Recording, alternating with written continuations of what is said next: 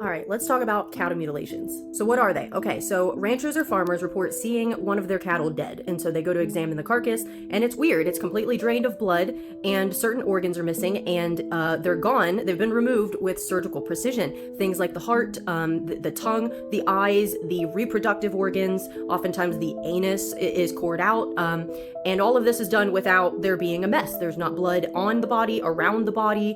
It's not a natural death. This actually happened to one of my grandparents' neighbors. They had a calf that was mutilated.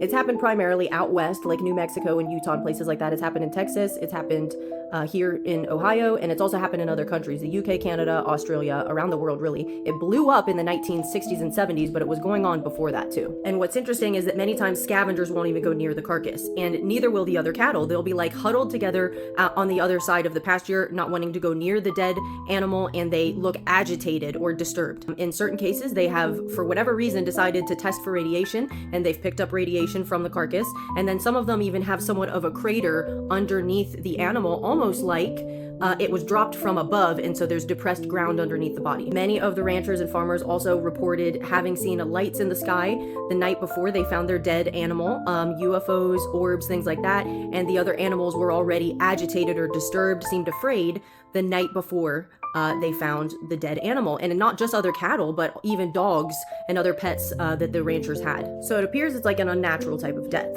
Veterinarians have come in, the police are called, and no one really knows what's up.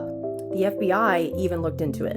This actually happened to a man. A person was found basically in the same manner with certain organs removed with surgical precision, and his body was up in a tree somewhere. I don't think it's common at all for this to happen to people. Something kind of similar happened according to reports from the Dyatlov Pass incident in 1959, which I will tell that story in another video. So those are facts. The cattle mutilations are real, but interpretation is up to you. Now, I take the position that this is linked to UFOs and abductions, and this comes from Dr. L.A. Marzulli. This is his theory.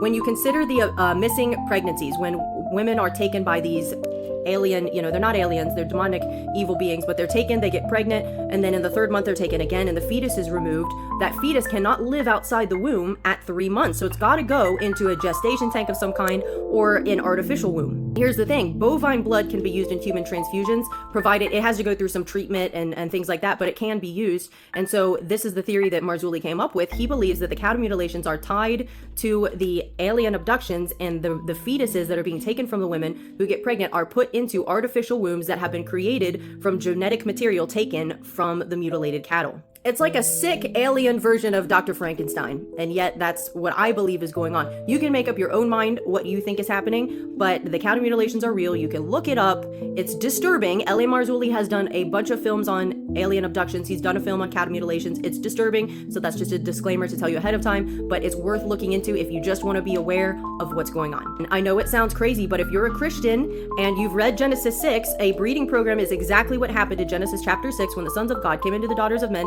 and they had children with them, which created the Nephilim, which were not human, they were hybrid beings. And so with today, we look at the UFOs, we look at the abductions, we look at the cattle mutilations. There's a breeding program going on today, and all this is a different way of grabbing people and getting genetic material from them, and then getting genetic material from another creation of God's, which is the cattle, and then putting something together that is unholy and a corruption of God's creation. What do you think?